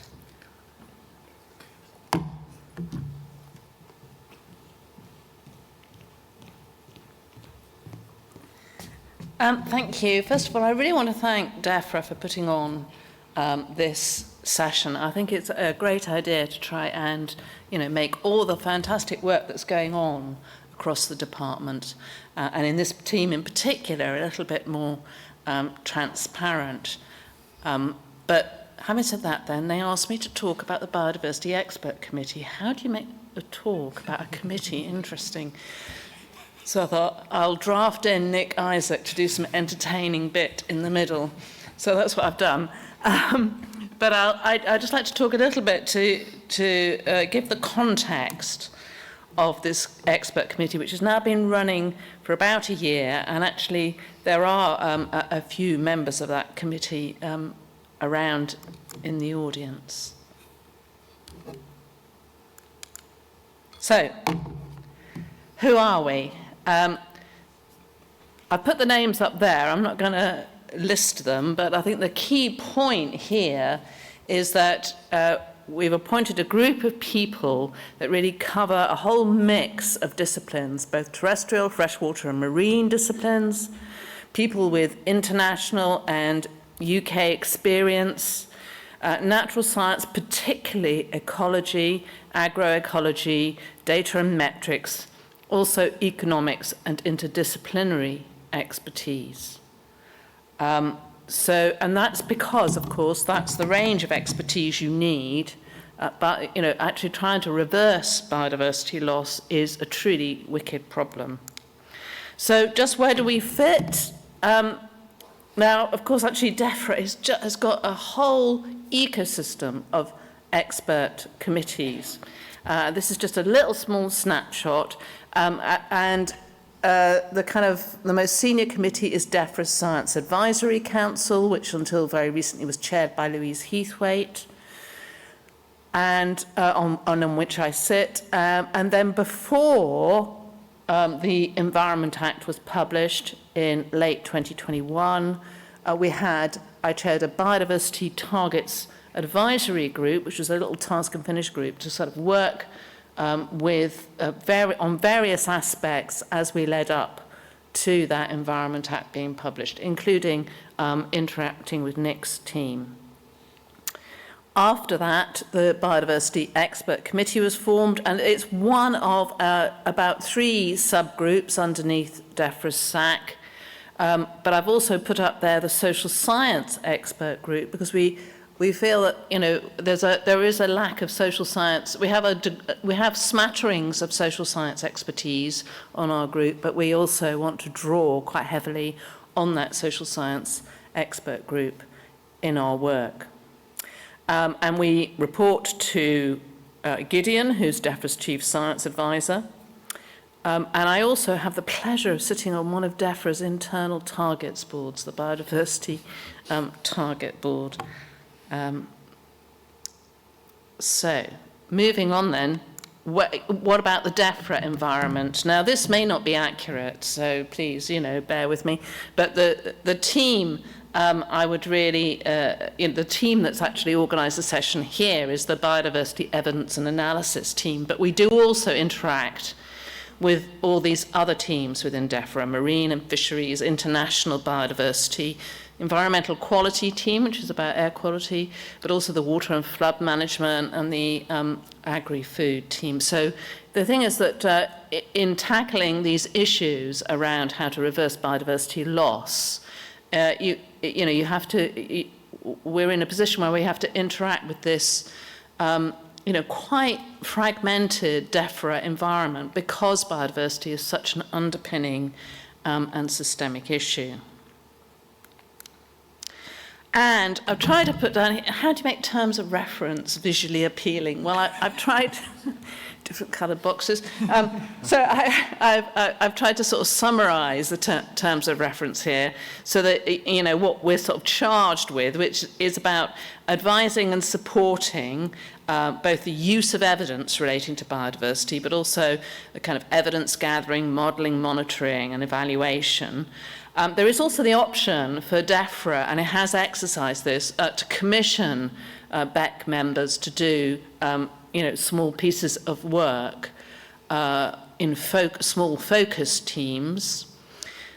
We also provide kind of constructive challenge to some of the commissions they put out, both to the external academic community, but also to its arm's length bodies. Something we have, I think, underplayed in our first year is giving them intelligence on hot topics in biodiversity. So we should think about that a little bit more. And also we recognise that, we don't, even though we are a kind of quite an eclectic mix of expertise, we don't hold all the expertise that's needed, and we can draw on additional experts as we need. So that's a kind of potted view of our terms of reference. Just to give you an example, rather than list all the things that we've considered in our first year, here are some of the topics we discussed in the first 3 months. For example, we've been working, with BES on the usual, and as many of you probably also have been doing, in terms of nominating authors and scoping experts and reviewing drafts, etc. Nick is going to talk a bit about the species abundance target indicator later, but that has been one very focused topic of work. We've also looked at deep sea mining. You know, what should Defra actually be doing in this area, and the conflicts there are around the benefits and risks of deep sea mining. We've been looking at overseas development assistance priorities, for example, around developing indicator methodologies in low monitoring, evaluation and learning environments. And also looking at pressures on biodiversity, for example, looking at the kind of reform review of the Water Framework Directive. So, quite a sort of varied menu. And so now for the more ecological bit of the talk, I'm going to pass over to Nick to talk about the Species Abundance Index. I'll say that when it was announced in the Environment Act that we were going to have a Species Abundance Index, I thought that, that is incredibly brave of government. And it was greeted with enthusiasm and delight, actually, I think, across a range of sectors, particularly the NGO community. And, you would have thought it wouldn't be too difficult to monitor progress, but Nick is going to give you some insights into some of the difficulties. Thanks, Rosie. What you see here is the what's it called? Indicator in development. Official statistic in development. Sorry, the name changed recently. That was published in May this year, which we co-developed with Defra over the period of about 4 years, through a series of commissions, and the indicator was co-developed in parallel to the development of the targets, and so. As Rosie said, I'm currently a member of the Biodiversity Expert Committee. But this work was done before that committee was formed, and I was on the other side. I was the contractor, essentially. So for me, this was a really insightful experience into how policy is made and how the machinery of government interacts with the experts, because we interacted a lot with Rosie's Biodiversity Targets Advisory Group. I think one thing that I learned from this process is, particularly when it comes to policy making, is that there's sometimes a very narrow window of opportunity for getting things done. And getting things done in this sense becoming the first country in the world to have a legally binding target for biodiversity, which I think is pretty cool. And that one of the main reasons that happened is that we had somebody in government who was super enthusiastic about making it happen. That person was the special advisor to the Environment Secretary, George Eustace, who happened to be Brendan Costello, the former BES policy manager. And so he understood ecology, and he'd actually worked on biodiversity indicators in a former life. And so he understood the science and he understood the policy environment, and he was able to kind of really encourage us to be ambitious. And I think that's a large part of how we got to where we are. But I'm going to talk to you a little bit about how we got there and the sort of stumbles and missteps along the way. So I'm up the top there. I was UKCH. We were commissioned by the National Biodiversity Evidence and Analysis team to produce an indicator to advise them on the level of ambition that was appropriate for a species abundance target. And we work closely with BTAG up there, and BTAG, as Rosie's outlined, was reporting to the Targets Board, which reports to the Secretary of State, et cetera, et cetera, et cetera. So there was quite a kind of complex ecosystem of people involved at different stages. I was meeting very regularly with the Defra team. Where to start for an index of species abundance? Well, we already have a UK indicator of abundance for priority species. And those of you who were at the monitoring conference yesterday will have heard something about the amazing biodiversity data that we have from structured recording schemes, particularly for birds, bats, butterflies and moths. They're the main groups for which we have annual estimates of abundance that have, since about 2014, have been reported annually in this indicator of priority species. There's also an England version, which has slightly fewer species in it. So the first thing that we did was say, well, let's just take those data and report not just for the priority species, but for all of the species on those data sets. And that gave us an indicator of 670 species, which we took to the BTAG, and the BTAG gave us a really hard time about this, because they said, where are the plants? Where's the fresh water? This is hopeless. You can't have a target to assess halt the loss of species abundance based on just these four groups. So we went back and we did some work, and we mobilized the data from the National Plant Monitoring Scheme and from the freshwater invertebrates, data from the Environment Agency, and we came back with an indicator of 1,071 species, which you see here. And this is the version of the index that was published as part of a public consultation in the spring of 2022. And it was the main piece of evidence that was used to set the level of ambition in the targets. And the kind of key features of that were, well, there's been a 52% decline since 1970, and if you extrapolate, or if you look at just the last bit of that trend, the last 15 years, it's a fairly steady decline at about 2% per year. And so that was the basis for setting these two targets, to halt the loss by 2030 and recover by 2042. And this is what meeting those targets would be. You can see that we do really need to bend that curve fairly dramatically if we're to change that business as usual trajectory. So I think this sort of illustrates the sort of level of ambition that was in the target as we understood the data at the time. I think since then, a number of things have happened.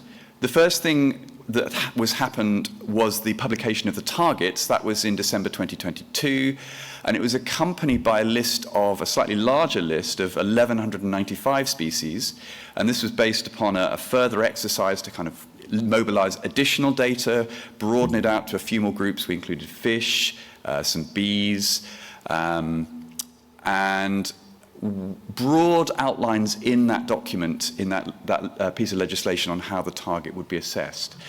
And as you've already heard, the indicator was finally published in 2024, and it looks like this. And one of the reasons that it's an indicator, official statistic in development, is that it's not a final version.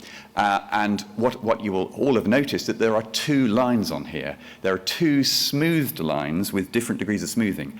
And this reflects that it's actually quite hard to model changes in species abundance when you have such a diverse set of organisms spanning birds and mammals that change their abundance only relatively slowly from one year to another, to butterflies and moths that fluctuate quite dramatically from year to year, and also plants and fish that have kind of very different biologies. So bringing all these data sets together was really hard, and I think there's still work to do to kind of figure out exactly what the final indicator is going to look like. There was another round of engagement, particularly involving a panel of independent experts and senior academics in 2023. And this has left us with still some outstanding questions, which we don't yet have the answers to. We need to figure out what the degree of smoothing is going to be. You see some uncertainty on that line. How do we communicate that? These data sets have different qualities. How do we communicate that without undermining confidence in the test that's going to be applied? There's this question about whether more data sets, new taxa should be added at some point. We need to think about quality assurance for the indicator and for the test that is applied to the halt the loss target. Because halting the loss, it implies a statistical test that is actually quite hard to formalize. I've learned an awful lot from this. I've learned that turning statistics into policy is actually really, really hard. It's been an interesting journey. We've had very frequent engagement with the B tag, and this was absolutely essential to make sure that we ended up with a high quality outcome, a high quality product. And I mentioned that it's taken 4 years from the start to publishing the indicator. And I think this was really important to understand the different ways of working, the kind of the constraints of the policy environment, the constraints of the data, and to kind of understand where these different perspectives of the policy and the science kind of coming together. And engaging independent expertise also was really valuable. So again, bringing this point about engaging the membership of the BES. So as I hand back to Rosie, I just want to advertise 2 things to you that are very relevant to this discussion. First of all, I'm advertising for a PhD on this very topic at this very moment. So if you know anybody who likes statistics and policy, please direct them towards that QR code. And tomorrow we'll be running a session, maybe in here, maybe next door, on how do we actually do this projecting into the future. Looking forward to that. Please come along. After that cheeky commercial interlude, I will just move on just to give a few reflections on after our first year as a biodiversity expert committee. And I think one of the things that we have found really helpful is that actually we've had iterative discussions, just heard about the species abundance indicator, but also, for example, BPAT, which is another modelling tool that was mentioned in the earlier talks about trying to really work out which policy levers are going to be most effective. That is also, we've had an iterative process there with Defra. And those kind of iterative discussions are, really, it means we can come in and have input at a relatively early stage, but it also really provides a sort of sense of shared endeavour with Defra. I've also found, of course, with academics have a very broad perspective. And of course, with the species abundance indicator, of course, we're focused on something that is for England. And so then there's a tension there a little bit in that academics are, are drawn towards thinking of and rightly so, thinking of the whole system. So, considering England's biodiversity in isolation doesn't really make much sense. So that's why we are thinking about the international elements of biodiversity as well. And this has also sort of led to kind of reflections on the lack of join-up across Defra, which I think we're all aware of, especially colleagues within Defra, that quite often, particularly for the topic of biodiversity, you have a number of relatively small teams. It's partly a capacity issue that are working to tight deadlines, and it inevitably leads to a degree of siloed working. But also, the lack of join-up across government departments have also gone to, for example, the Department of Transport Science Advisory Council, where they're starting to have discussions on their role in trying to bend the curve of biodiversity loss. And of course, across the devolved nations, this is a devolved issue, but biodiversity doesn't respect those kind of boundaries. So, those are some of the challenges. But also, we'd be really interested to hear from you about how you might want, as an ecological community, to make more contribution, be more engaged in this, with the caveat that quite often we're working to really tight timetables. But one of the thoughts we've had is that maybe we could hold workshops on particular issues or topics in this space. So we would welcome your thoughts on that. Thanks very much.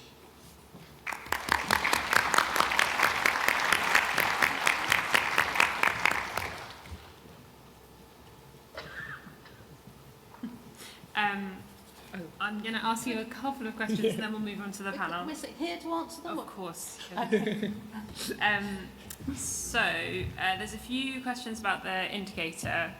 Maybe you can answer, Nick. What do you think is the main value of the indicator? Simplifying the message to political decision makers, raising awareness with public via news media for support for dealing with the problems with biodiversity, or something else? So I would say more the first than the second, because we already have quite a lot of indicators, and we have UK biodiversity indicators, all of which, many of which have shown big declines in species abundance and species distributions. We already have the State of Nature report that comes out every 3 years, which is another way of presenting much of the same information.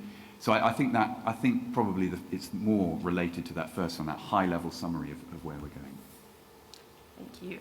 And one more question, and maybe in the meantime, the rest of the panel could make their way onto the stage. About 1970 being chosen as the reference point for the Species Abundance Index, is this not too late when we consider shifting baseline syndrome? Yeah, great question.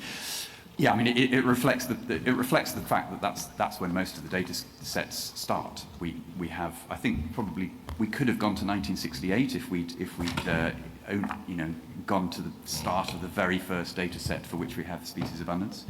But actually, the reality is that up until, if you look at the number of species represented in the index, most of them join after the year 2000 because that, some of the schemes are new. In terms of a reference point, I mean, I think the important point from the Environment Act is that the reference point is actually 2022.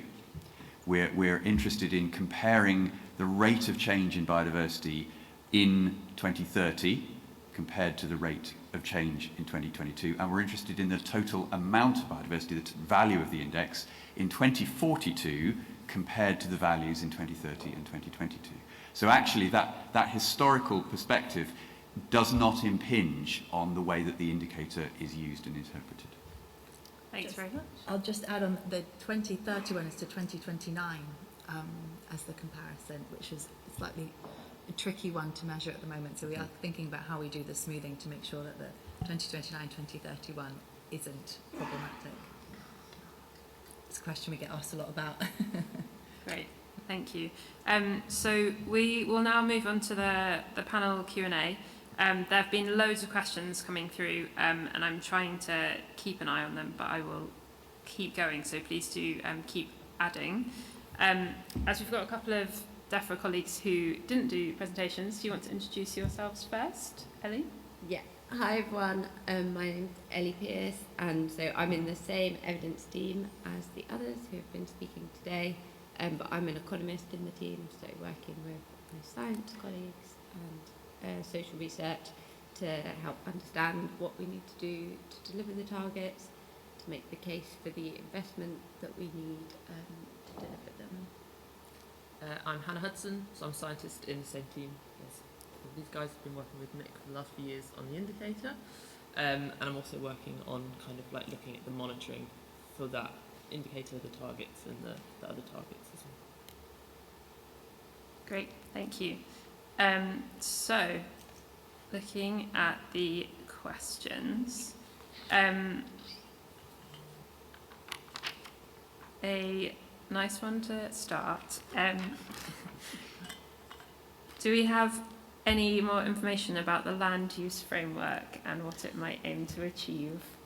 I can talk a bit to it. So the consultation should come out in the new year, but it should include things like land use decision making, the principles for land use decision making, and then also priority areas for policy change. But as part of that, there should also be a technical annex which will be published alongside the consultation, which should include things like the spatial analysis that was done to decide on those priority policy areas for change, and then also things like the social research that was done with farmers to get to some of the recommendations. And I know that the idea is for it really to be co-created, so that's one of the reasons they're publishing all that analysis alongside it, to try and enable people to really engage with what they want to see in the land use framework. But yeah, it should be a 12-week consultation coming out in the new year, so definitely look out for more information then. And I think some of the questions that have been coming through on the app like really just point to the importance of the framework, like around how you balance all these different priorities and make sure that we're looking in the round at like how we deliver our environmental targets and what does that mean for food production and other requirements on land use. So I think a couple of the questions that came up actually are really pertinent for the land use framework. Agreed. Anyone else want to comment on the land use framework? No, cool. So it's come up a few times already, but maybe we can talk a bit more about it, about the extent that Defra efforts are coordinated with the devolved nations, so other efforts in Wales, Scotland and Northern Ireland. Who'd like to kick off? I can kick off. So there's the 4 countries biodiversity group which exists, which brings together representatives from the 4 countries, and it's the secretariat is by JNCC. And that is really useful for thinking about understanding the kind of different pieces of work that are going on across the different countries. And there are subgroups. So, for example, there's one on 30 by 30. As we know, 30 by 30 is a commitment that we have under the CBD. So whilst we do need to report for England, we'll need to report for all the countries. So that brings together how we're going to do the reporting for that, how we're going to all take a kind of standardised approach to it, etc. And then it's also been really good for sharing information. So, for example, Scotland published their draft biodiversity strategy in October, but as part of that, they actually want to create a species abundance indicator as part of looking at their target. So they've been asking us how they can interact with us to understand more about how we set the indicator and what they could do as well. So there are those opportunities for working with each other. I do think we could probably strengthen them, and I think it's something that we're looking to do and we've been talking to JNCC about and discussing in the 4 countries group, as it's, I think it's definitely an area we could do more on. I think I would add to that as well, and the kind of monitoring side, the work that JNCC does, with kind of joining up those. Obviously we've got the England indicators, JNCC releases the UK biodiversity indicators. There are lots of groups where the devolved administrations kind of meet up to discuss with JNCC work they want to take forward around monitoring, around data analysis. So I know Nick and the TSDA, which their acronym is, I'm struggling to remember. Terrestrial Surveillance, Development and Analysis. That's the one. So there's a lot of work that comes out of that can kind of be used by all nations, as well as kind of supporting the general, like a specific question from Wales, for example. Yeah, and I guess the devolved nations also have their own expert groups, some of them, so there is also maybe potential for the Biodiversity Expert Committee to do something in the future, linking up with those other expert groups. So there have been a few questions I'm kind of grouped together about species moving with climate change, and how habitats might change with climate change as well, and how we're kind of considering that in how we deliver the targets. I know we flagged that as an evidence gap a bit in some of our plans of how we're going to deliver the targets, but does anyone want to talk a bit about what we've considered so far? So I think in terms of the species abundance indicator, I think one of the questions was focused on that. We've kind of set out in that publication from May that there may well be more species that we add to that, and I don't think we have formally decided whether or not those new colonisations could be included in that indicator in the future. That's still a discussion I think we have to have and have to agree. And then I guess more widely we're looking at kind of bringing in climate change more into our modelling. There is a lot of uncertainty, but we are aware that it does have to form our decisions and what we put to ministers. So I think it's true to say that there's at least one species in the indicator that is a natural colonist. It might be 2 or 3, but I can't remember off the top of my head. But it was very explicit when we prepared the list and we thought about what sort of species should be included, that it should include species that have arrived here under their own steam. So, yeah, essentially climate refugees or natural colonists, whatever you want to call them. May I make a link to a previous question about natural colonisation for woodland? Because, I would very much support the, I think the sentiment in that question, which was that natural colonisation for, woodland expansion is an underutilised lever. And I think it is extremely important that we should use that lever as much as possible. But, it's not going to be enough. And in terms of woodland expansion, we need to have a view to, the future climate. And actually, in creating new woodland and planting new woodland, we need to think about that in terms of the species mix that we use.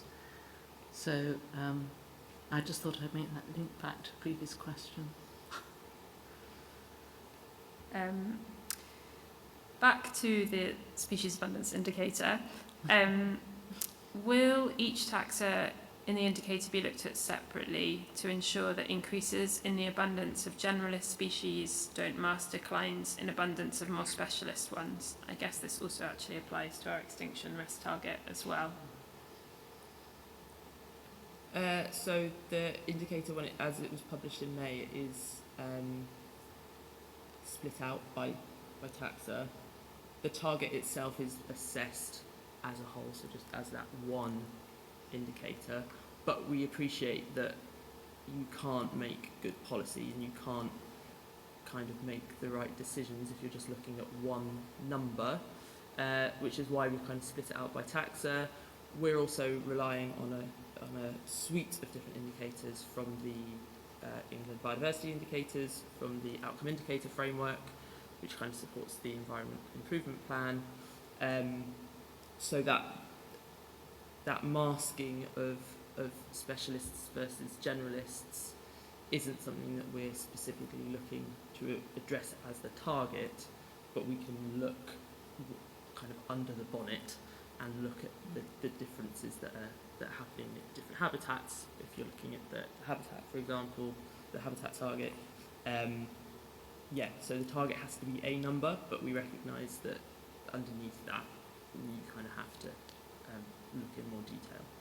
And I think that's part of the role as well of the evaluation programme that Caroline was talking about, that will be looking at the kind of whole picture and as much data as we can get our hands on, and other types of evidence as well, and trying to understand what's happening and why, and draw the kind of broader conclusions from it as well, rather than just kind of monitoring our target indicators only.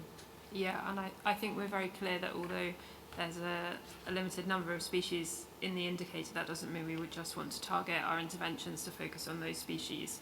We are aiming for an overall increase in biodiversity across the board.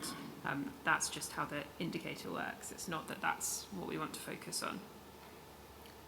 So it's worth saying that the indicator itself is based on a geometric mean abundance, not an arithmetic mean, which means that if you had a widespread common species increasing by 10% and a narrow range species decreasing by 10%, the index would stay the same, even though the total number of organisms would increase.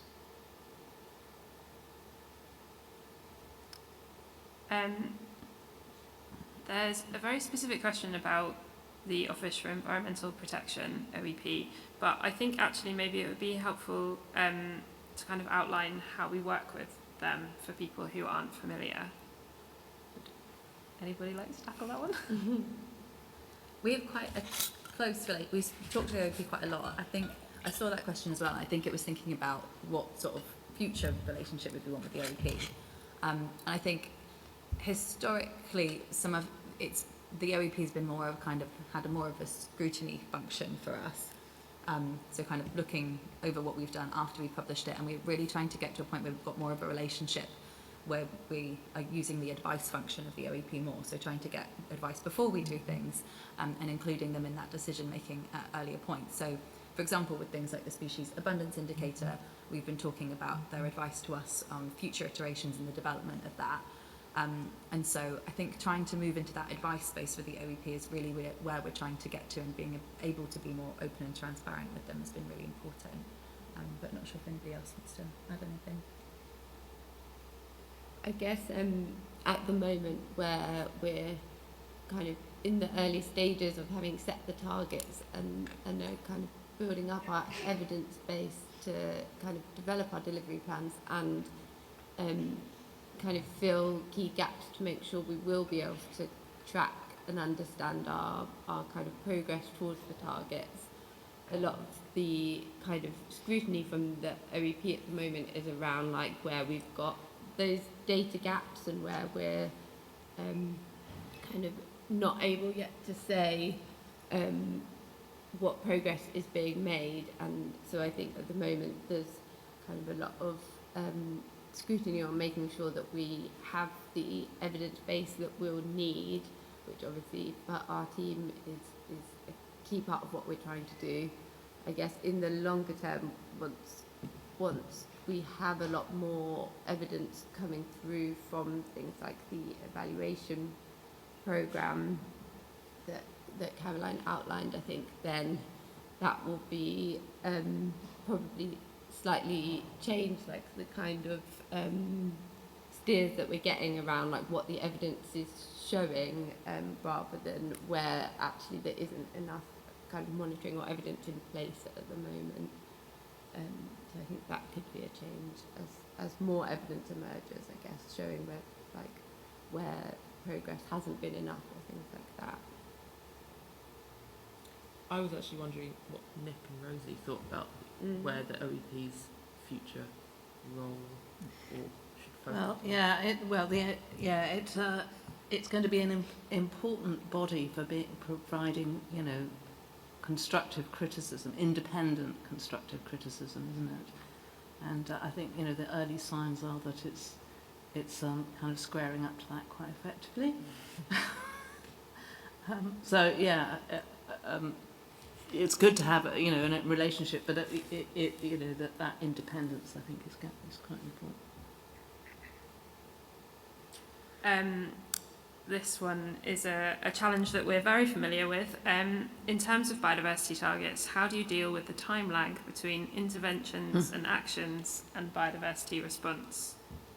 So I guess I'll start that in terms of thinking about our evaluation. Like I said, it is a humongous challenge. It's very tricky.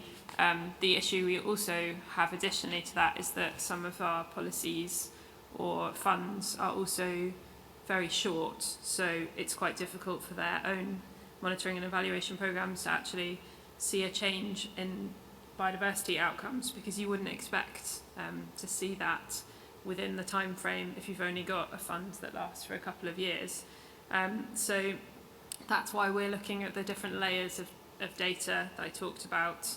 So looking at kind of inputs, activities, and particularly those kind of short-term interim or recovery indicators, as I think we're now referring to them, that can give us an idea of whether we are making progress towards those longer term outcomes. But it is a big challenge, and if anyone has any other ideas in the audience, we'd welcome them. I don't know if anyone else would like to add on. Rosie? Yeah, I'll add something. I suppose it's sort of two parts, two things to say. One is communication, you know, expectation management, I think, and I think as Defra have got a really strong role to play in communicating and managing the expectations of ministers and others.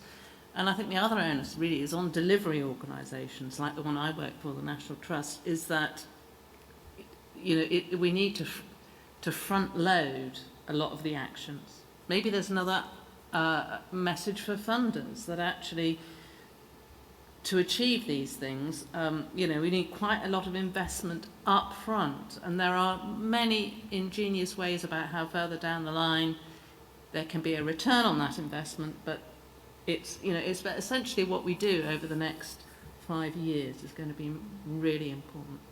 Yeah, and I think for our team, like one of our kind of key roles is to make that case convincingly for the fact that action is needed now. So when we're kind of entering like spending review periods and things like that, to really set out the case for why action is needed now. And I think the having the 2030 target for species abundance, which I know NGOs were really crucial in getting that added onto the face of the Environment Bill, and I think that's been like very powerful for kind of creating that sense of urgency.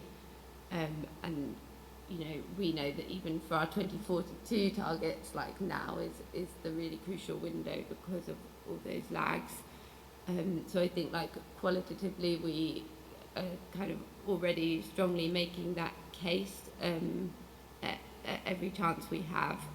But the other big thing that we're trying to do, as Emma and Hannah were talking about, is kind of build our modelling to help us kind of quantitatively make that case as well, and kind of back up the evidence. So I think being able to show quantitatively, like, you know, the costs of delivering these targets are higher the longer we wait, or the targets become out of reach.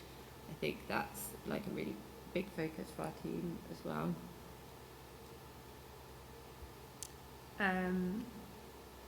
Next question.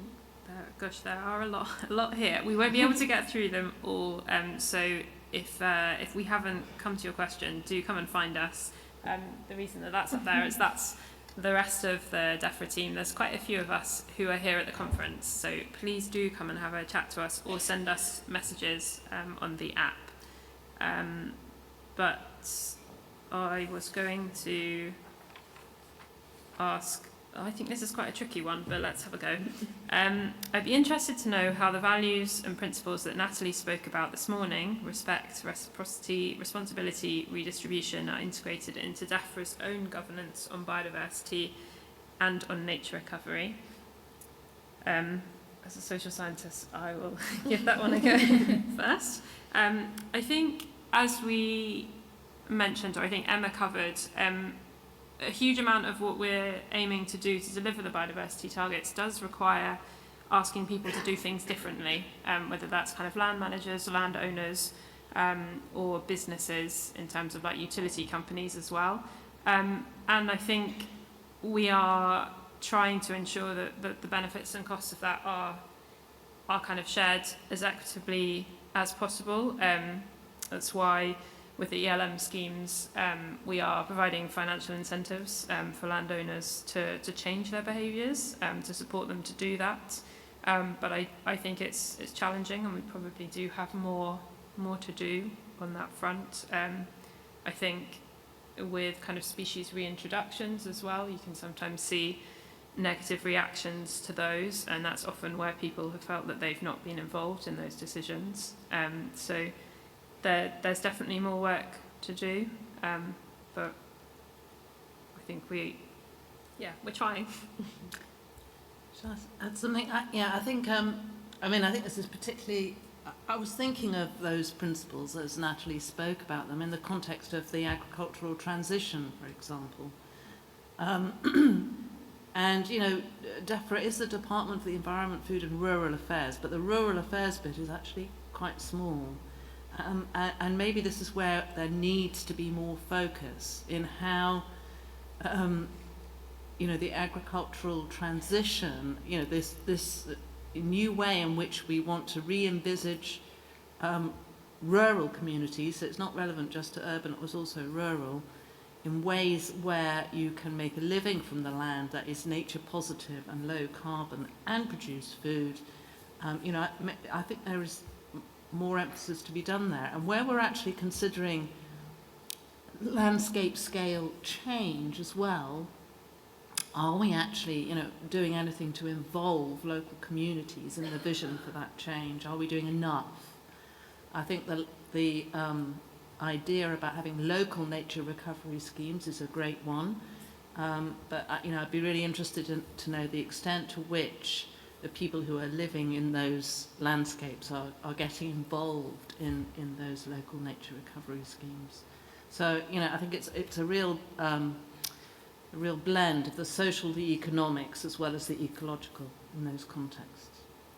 The other thing I would add to that as well, I think, is that there's a lot of work to be done to get people to care about the natural environment again. And there's the Access and Engagement with Nature team in Defra, which is doing quite a lot of work on that. So There was a 15-minute to nature commitment in the previous environmental improvement plan where we were looking at how we can connect more people to quality green and blue spaces to get them to have the opportunities to experience spending time in nature and outside. And there's been a whole host of programs under that. So there was things like the Green Social Prescribing Programme where we were doing lots to try and encourage people to have opportunities to spend time in nature and see the mental health and well-being benefits from it. And I think the interest in that space is only growing, and I think that's really important in terms of making sure that we've got the policy buy-in from people in terms of delivering a lot of that change. So yeah, it's definitely something that we're considering and trying to do more on. Yeah. Okay, as we're moving into the last 5 minutes of this panel discussion, there are quite a few questions that kind of revolve around the question of basically what next. We've come to BES, we've talked to you all, but how can people engage better with us, and what opportunities might there be in the future? I think there's a question around your suggestion, Rosie, of doing a workshop in the future. So I guess just reflections from everyone on how we think we might kind of go forwards from this. There is also a very specific question about whether there's a central place people can go to see what all of Defra's evidence needs are. And I think the answer is at the moment there isn't, but it is something that we'd like. We're very aware that Defra is very opaque, as are all government departments from the outside, and we'd like to kind of break down those barriers a bit better so that we can engage better with people. But does anyone else have any reflections on how we might improve that going forwards? Well, I think we've got this, as I mentioned before, we've got this big review of the environmental improvement plan. And I think there's definitely more opportunities for us to think about how we involve a kind of wider sector of stakeholders in those discussions as we develop that. So I think that's something that we can definitely take away and consider in the new year, and maybe kind of think about doing a workshop to help incorporate all of the views from everyone into that refresh. Yeah, and I think we'd love to know how useful people have found this session, whether it's something that we should think about doing in the future, coming back to BES conferences or holding our own kind of mini conferences maybe, so we can get more input from what people are doing that would be useful for us to hear about and share outputs of some of our work as it's ongoing. We do publish things, but they're quite well hidden on the Defra website, so we could share those a bit better probably.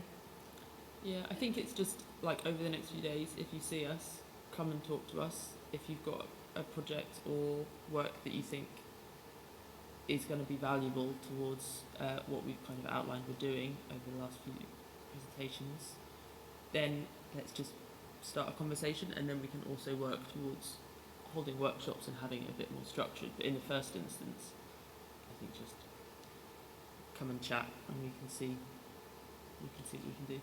Yeah, and I think bringing those kind of suggestions of things that we can do as well to make it easier for people. So like you say, you know, summarising what our kind of priority needs are and making that more transparent, and any other ideas as well. Yeah, really great to hear. So I would say workshops are good. Individual workshops, though, are kind of focal points. And I think just to reflect on what I was saying earlier, I think that meaningful engagement takes time.